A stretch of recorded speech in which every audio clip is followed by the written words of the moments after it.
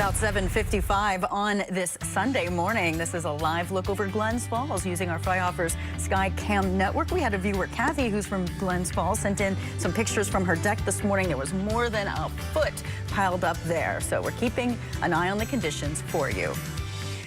Because of the snow, last night's Mayor's Cup at the Times Union Center was canceled, and so was tonight's Alabama concert there. Both have been rescheduled.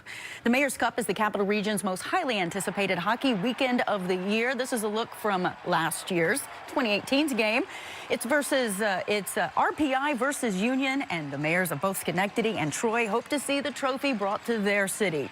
It's been rescheduled for Tuesday, January 29th. Women at 4, men at 7.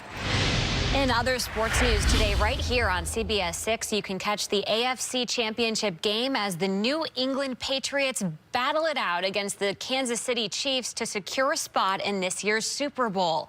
Kickoff is set for 6:40 tonight.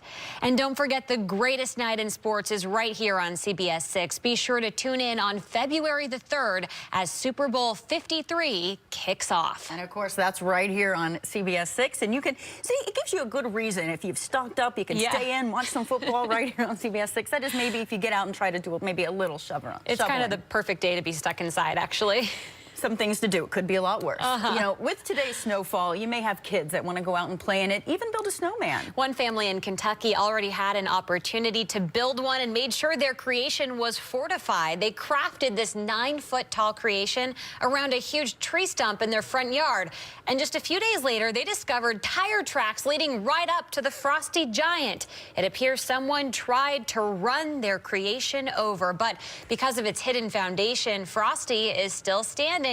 The family says they believe the Grinch learned his lesson. Don't run over people's snowmen. Don't do that. Keep it right here. Continuing coverage is still ahead.